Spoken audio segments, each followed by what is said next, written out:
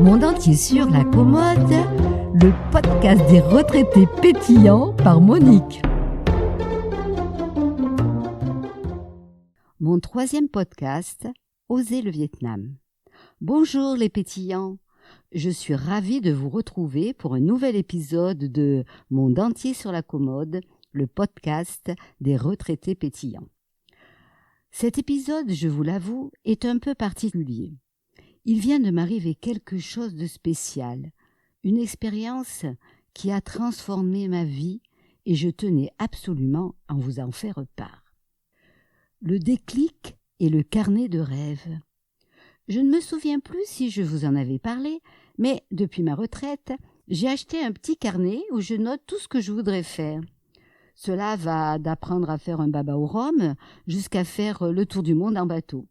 Chaque fois que je réalise un de ces désirs, je le coche en disant « fait ». Je reprends mon petit carnet et qu'est-ce que je vois inscrit ? Partir en sac à dos comme quand j'avais 20 ans, en voyage dans un pays d'Asie sans prévoir rien à l'avance. Ah, le souvenir de ma jeunesse. Cette phrase me fait rire. Elle me rappelle immédiatement Anne, une amie d'enfance. À 20 ans, nous étions partis faire toute l'Italie avec seulement un sac à dos et notre pouce levé pour faire du stop. À cette époque, nous étions insouciantes. Rien ne nous faisait peur et notre enthousiasme dépassait toutes les appréhensions de nos parents et amis. Cette aventure qui a duré un mois est restée gravée dans mon cœur. Elle résonne encore aujourd'hui comme si c'était hier, tant nous avions vécu des événements et des rencontres fantastiques. Alors là, maintenant, le nouveau défi, le Vietnam. C'est pour cela que, quand mon amie Isabelle m'a dit « Monique, pour mes 60 ans, j'allais dire pour mes 20 ans, vous voyez, Monique, pour mes 60 ans, je voudrais partir voyager au Vietnam. » Je lui ai répondu « Mais du tac au tac, hein. Ok, mais en sac à dos, comme à 20 ans. Il faut que je cause cette case sur mon petit carnet. » Isabelle m'a regardée éberluée. Elle ne comprenait absolument pas où je voulais en venir. J'ai donc mis des sous-titres et je lui expliquai mon désir de revivre cette aventure insouciante, de partir en sac à dos sans rien prévoir du tout.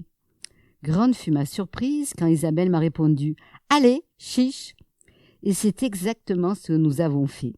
Nous sommes partis toutes les deux durant 3 semaines et en sac à dos Vietnam, sans avoir réservé la moindre chose à l'avance. La préparation. Nous avons vite regardé les prix des billets. Isabelle, malheureusement pour elle, est encore obligée de poser des vacances pour voyager, alors que moi, la retraitée, je suis libre comme l'air. Je la charrie souvent là-dessus, mais elle en rigole. Elle sait au fond d'elle que c'est une chance incroyable de pouvoir faire ce que l'on veut sans obligation professionnelle ou familiale. Une fois les dates fixées et les billets en poche, nous l'avons annoncé à nos proches. Oh là là là là! Nous étions loin d'imaginer les réactions que nous allions recevoir. « Mais ça va pas? À ton âge? Partir en sac à dos? Mais tu es folle! Mais tu n'as plus 20 ans! Qu'est-ce que tu cherches à te prouver? Avec tes problèmes cardiaques? S'il t'arrive quelque chose, comment vas-tu faire? C'est un pays où il n'y a rien, personne ne pourra te soigner, et tu mourras sur place. » J'ai préféré en rire. Face à ces jugements, ma réponse a été immédiate et pareil, du tac au tac. « Mais je m'en moque de ce que vous pensez. Il peut m'arriver mais n'importe quoi, n'importe quand. Demain, je peux très bien me faire écraser par un camion en traversant la route et mourir sur place. Et toi, mon mari adoré, je te ramènerai du bon thé de là-bas. Et tu adoreras. » Il a souri. La conversation s'est arrêtée là. Ils savaient tous, et de toute façon, que c'était acté. Le départ était imminent. J'étais prête à cocher la case « Rêve effectué ». Le jour J arriva, de la peur à l'exaltation. Malgré ma détermination affichée face à mes proches, je dois vous avouer quand même que le jour du départ, l'excitation s'est mélangée à une petite dose de panique. Après tout, Il y a une différence entre prendre une décision audacieuse dans un salon et se retrouver à l'aéroport sac au dos. On avait beau se dire « rien de prévu, on se débrouillera sur place ». Le fait de n'avoir que la première nuit réservée au Vietnam, aucun plan de transport, ça donnait quand même un peu le vertige. Le poids du passé. Je regardais Isabelle, on se regardait et on se disait « est-ce qu'on est vraiment en train de faire ça ?» Je repensais à Anne et moi, il y a 40 ans, partis sans un sou, sans téléphone, sans carte bancaire. Aujourd'hui, avec Isabelle, on avait le confort des GPS, des smartphones, mais le défi émotionnel restait le même, faire confiance à l'inconnu. J'ai senti que l'esprit de mes 20 ans était toujours là, juste un peu plus recouvert par les décennies. Et puis, après de longues heures de vol, nous sommes enfin arrivés à Hanoï, le premier défi.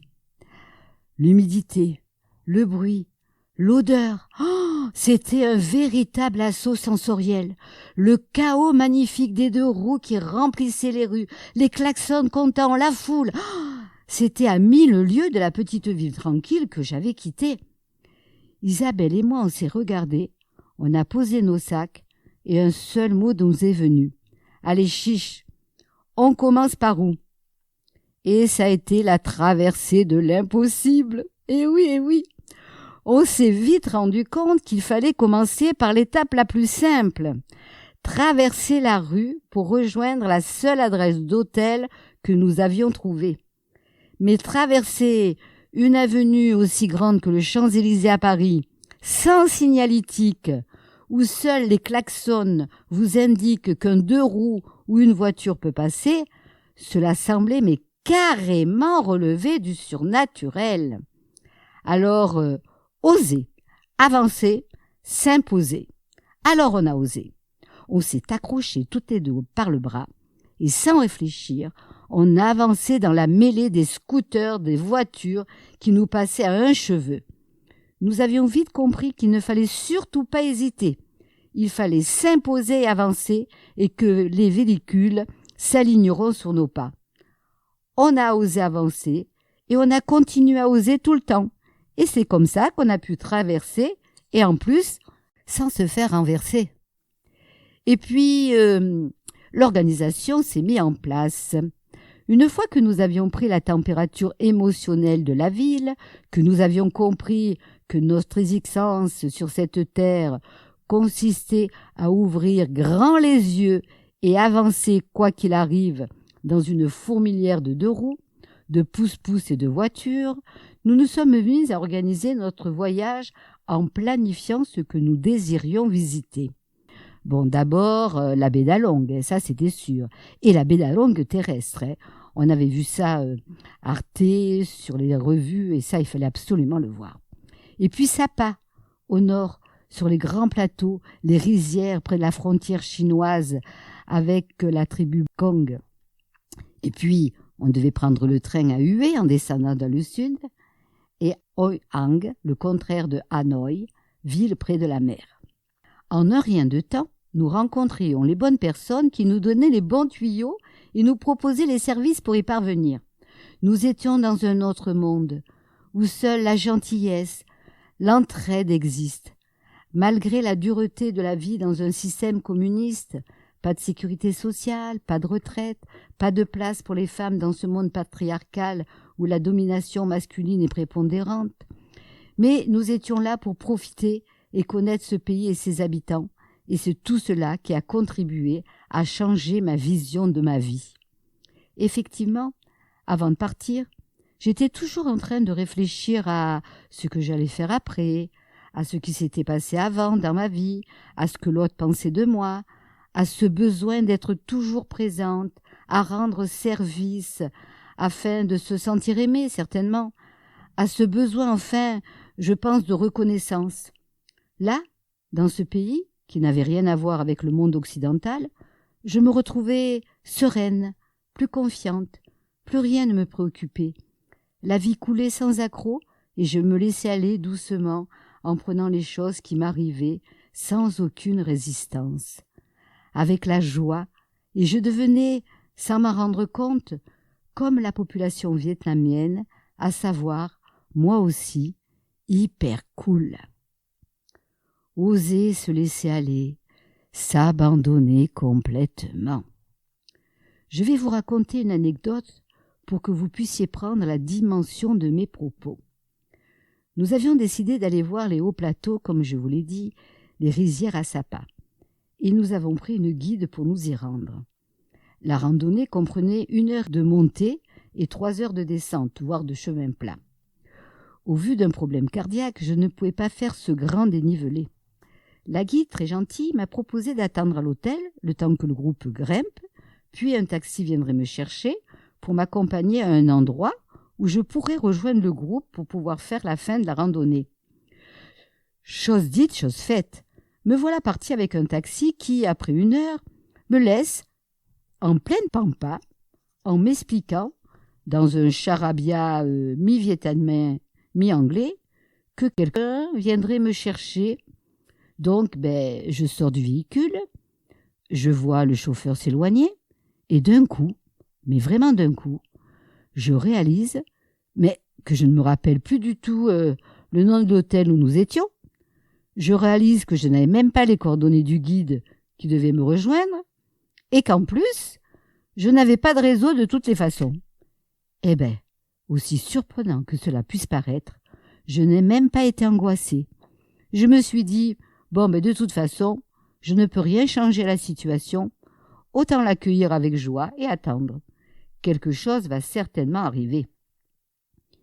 Et c'est ce qui s'est passé. 20 minutes plus tard, un semblant de mobilette est arrivé avec la guide. Elle m'a fait comprendre que je devais embarquer sur ce 2 roues pour rejoindre les autres. Du coup, je suis montée derrière l'homme qui conduisait ce véhicule indescriptible et la guide s'est installée derrière moi. C'est ainsi qu'à 3 sur cette pétarade, nous avons dévalé un chemin de randonnée tortueux, parsemé de creux, de bosses, et rythmé par des virages en épingle à cheveux qui masquaient à peine le ravin sur notre gauche et le randonneur sur notre droite. Notre seule et unique technique pour signaler notre présence était le son du klaxon que notre conducteur faisait retentir à tout instant afin d'éviter le pire. Eh bien, chère auditrice, cher auditeur, tous ces événements ont changé ma vie. Effectivement, j'ai toujours eu des objectifs et des buts à atteindre. Ils ont évolué et pris des formes diverses au fil du temps. Me consacrer à ma famille, à mon travail, en y intégrant les valeurs nobles comme l'éducation, la justice, l'équité, la convivialité ou l'entraide. Tout cela a alimenté mon désir de connaissance et d'ouverture au monde, et j'ai toujours osé me lancer des défis les plus fous. Mais là, à la retraite, à 68 ans, je me suis rendu compte que tout était possible une fois de plus. Il suffisait que je choisisse une direction et que je m'y tienne pour trouver encore du plaisir dans la découverte des autres et du monde. Il suffisait que j'ose et que je reprenne confiance en moi. Sénèque a dit « Il n'y a point de vent favorable pour celui qui ne sait dans quel pôle se rendre. » Je vous la répète, « Il n'y a point de vent favorable pour celui qui ne sait dans quel port se rendre. » Alors, chères auditrices et chers auditeurs, osez, choisissez votre port, et les vents favorables vous y mèneront. Voilà le 3e podcast de Monde entier sur la commode, le podcast des retraités pétillants. Vous pouvez me joindre par mail à mondeentiersurlacommode@gmail.com et sur mon Facebook, Monde entier sur la commode, et m'entendre sur YouTube et plein de plateformes Spotify et autres. J'attends avec impatience vos retours et vos récits de vie pétillants. Et en attendant, continuez à faire du bruit!